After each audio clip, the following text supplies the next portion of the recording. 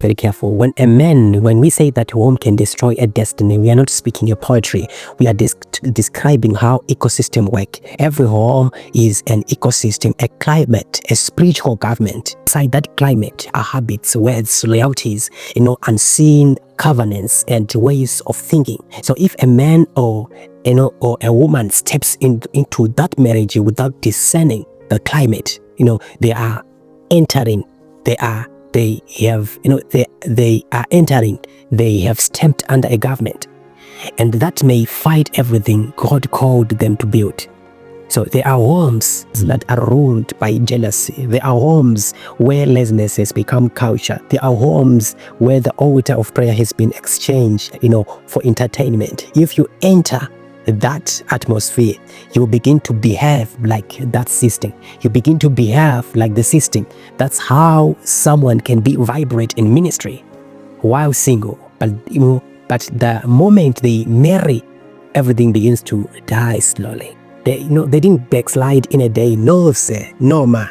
They simply entered a spiritual atmosphere that feeds the flesh and starves the spirit. And I tell you again, it is not that the partner is evil. They are simply products of an environment that resists divine purity, that resists divine, purpose. So when God wants, do not be, unequally yoked. He is not just talking about sin or verses, or is not just a verse. He is talking about alignment of assignment. That's why it is important to know who you marry. That's why it is important to understand that there are climates, there are environment that a righteous spacing must not step in. So now about systems that swallow, there are systems that swallow families.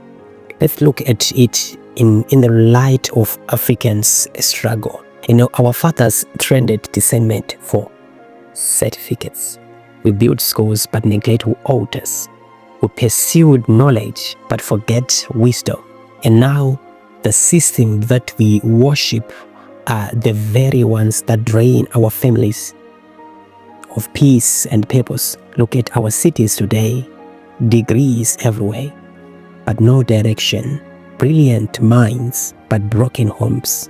People know how to calculate profit, but not how to love their wives, their husbands. They can quote textbooks, but not one scripture. So now in this dispensation, education was meant to be a tool. Now we turned it into a throne. And when we worship as Africans are at the wrong altar, that altar begins to demand sacrifices. We sacrifice marriages. We sacrifice peace.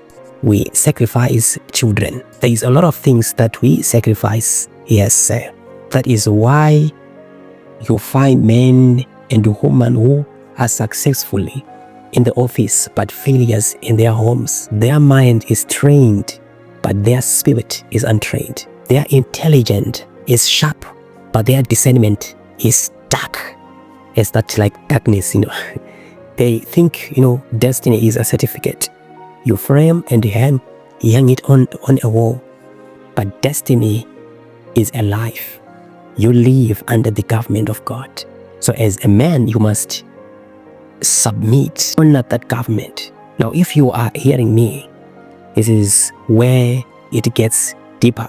Every system that exists in this world, political, economic, educational, has a spirit backing it. These systems are not neutral. They are altars. When you submit your identity, to a system, that spirit begins to shape your definition of success. Yes, that's why I am helping men and women to build their marriage with that tool, education. If you define yourself by degrees, you only marry who fits that system. You look at a man of prayer and call him unserious because he does not fit the academic frame. You despise divine potential because it is wrapped in, simplicity. Yes. So that's why we are educating men and women to love their husbands, to love their women, because that's where a generation begins. That's where families begins. That is how destiny die, because you are not listening to your wife. You are not respect the government that is under you.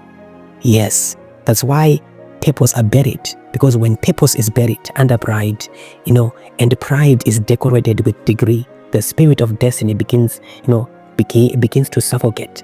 So don't misinterpret me.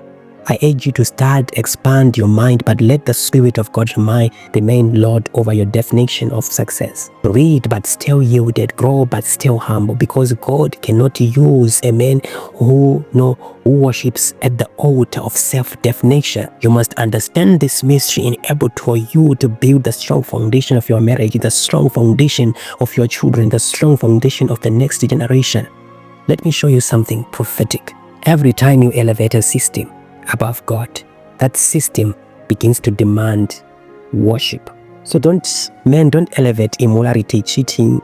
You need to elevate, righteous. You need to maintain that system where you love your wife, where you support your wife, where you love your children, you support your children.